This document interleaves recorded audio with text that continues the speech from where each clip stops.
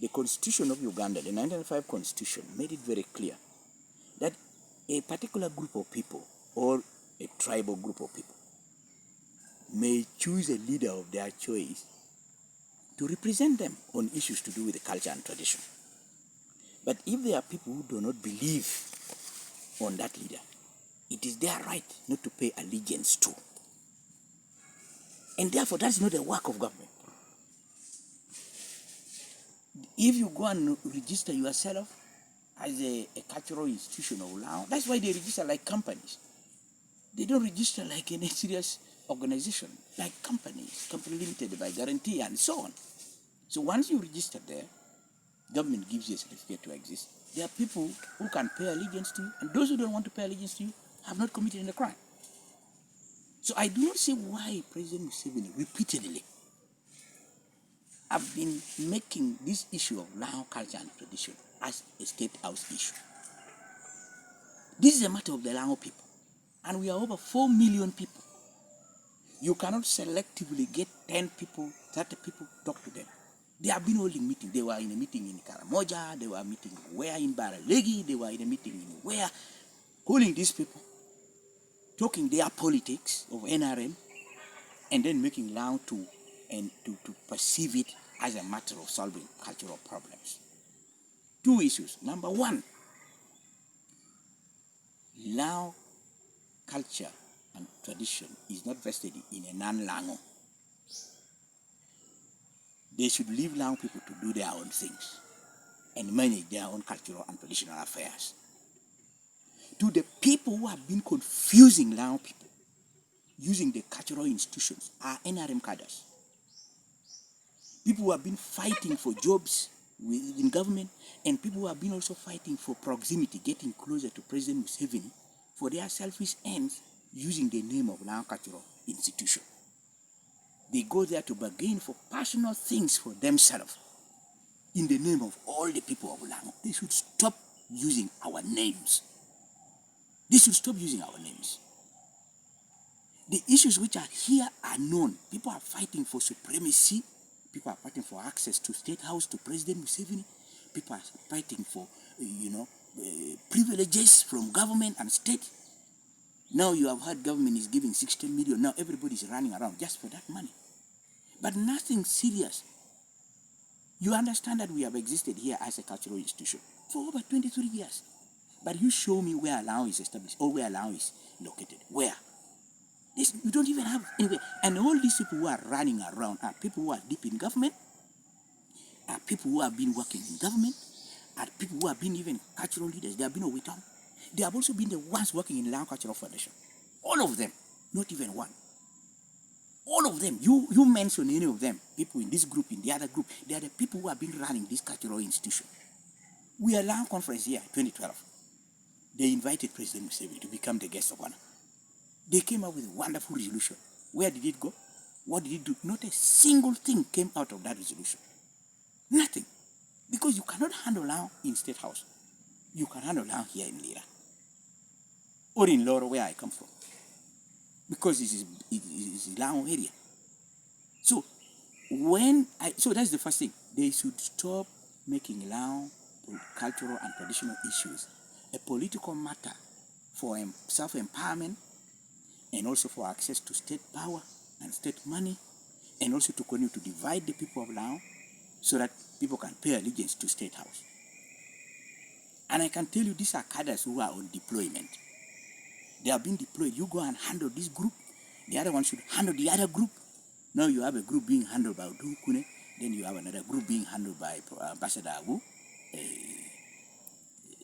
Ambassador Okul, who says now he has been blessed by the retiring Wonyasi to be another Wonyasi.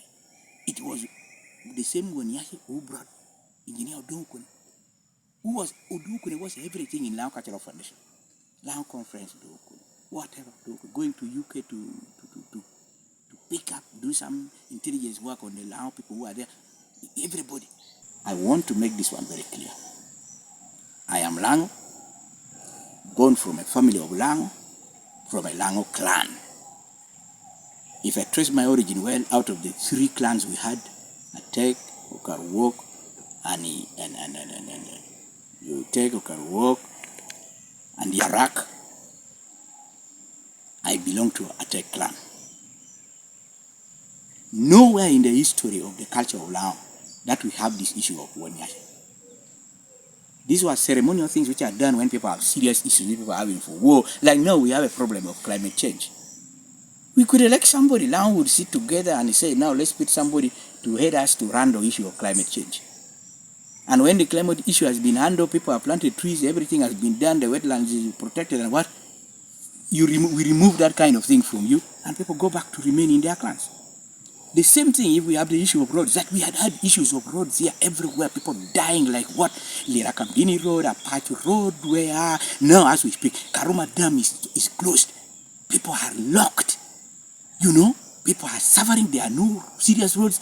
We have had people in all positions of road, but this cultural institution, what do they do with it?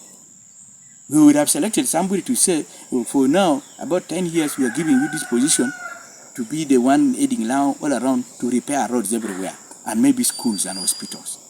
And when you finish doing that, we remove that thing from you. That's how we used to do it. When we had a war with other people, we select one person, we do the traditional thing of cutting your hair to look like the Wanyashi style, and you're given the task. When you finish the mission, we remove the whole thing, and you go back to your house with your wife and so on. But now people want to hold it as their office. People want to be paid for it. People want now people to worship it. How do a person like me, who know my culture, who know the law of Uganda, who understand the history of Lao, worship and pay allegiance to such kind of things? So I want to make it clear, President Museveni should stop interfering and pretending to be solving cultural and traditional issues of Lao, because these issues are Lao issues, and they are solved under the cultural norms and system which we have here. And Munyankole cannot solve the cultural issue of a Lango man, just like we cannot go and solve the issue of Banyankole. Finally, the people who are using this name of Lao Cultural Institution, Lao Cultural Foundation, Tekwaro Lao, something what, should stop using the name of other people in Lao. I know millions of Langi who do not understand what these people are doing. They are not interested in what these people are doing. These people do not do anything for anybody. Nothing they do. There are individuals in Lao who do better things than the people you hear cultural institution. Personally, I have done so many things which I think is much better for the people of Lao than anybody, than some of these things. It is not about talking about culture, talking about position, talking about Wanyashi, talking about what. It is about what do we do to serve our people? What do we do to promote our culture and tradition? What are we doing? Where is it? I've never seen anything to do with it. How we train our people on marriages, how we are pursuing marriage functions in the Lao way, how people are speaking Lao language to promote culture, how people are dancing the Lao dances, doing the Lao songs and making cultural artifacts anywhere. Nothing. People are just fighting for political position in the culture. So this cultural politics must stop, and these people should stop using our names. They should not call themselves Lao Cultural something. Let them call themselves Omara Cultural and Traditional Group. Call it in your names or in the name of your father, but not in the name of Lao, because we don't believe in them. They do nothing for us, and they don't promote the culture and tradition of the people of Lao. This is a political thing for political selfish interest. Divide them and rule them. And their master is in State House. Penchingme Uganda to be very clear. Ni mano rokoroni ramo yero ngato metelogi. Jo ame yigi miro. Ngato ke kena me pechu nye miro na pe nuni konya dan tijire pe bore. Bara mete kwaro na ame konya pe bore ngato dushuni. Kanga no ye pamite en biro aho. Chik to be very clear. Ang nupo toro chik dambale morpe. Kayi nene out of 4 million people be lao. Jo ame paying allegiance ikobi kumgimete kwaro da petu ni ben million achel. Kai ko be nyinge bolo ku jo adia o macho bolo ku kan jo adia ri ko bolo du yo sam ku jo adia me bolo gwangu ku jo abiro jo apara bi, but we are 4-5 million and Johnny duji ka duji tikiri nyingwani rong merao anabiro rong merao me o moyo chinte me o nango tien president Museveni me o ko bi Johnny ando atia logi mi amega me poko langi me mi gamite medike loyo logi ame jo ti upokere ero no wano ti ubero kan ngang to jire ko da Antia ko begini ma che president Museveni mirunge ni mono ene bero ko mo luna nyakola. En pebiro ati pe khama yilao. Ko pa ma hote kwa me lao na tiko. Ko pa ma ho politics kai lungu politician luong. Kai lungu jo ken luong. Ero ko me ma ko pete kwaro me lao wano ti he te kwaro wa kana lo be ki kwa me te kwaro pinka. To wor ke state house. To gina ma ko me te kwaro me lao. Ko pe nyo me lao. Ko me deg me lao. Ko pe miel me lao. Ko me wer me lao. Pe ye. Mena Mario, ana mi to ko jo mi ro wek ti nying lao kare dushu bod government. Bien wana waje boto ko wa. Adu to yaro tite durwa tiara rakire, kita nyimwa tiara rakire, kita wando uchili ko wa dushu na chili ko wa dushu do uru yari nyim ngatoro. Eka ngado te biro neno biro bango nyere ye. Te biro tiek ko don ko pa. Itiro ko ma chili ko ma. Ulwa ko chili ko lao boto ro.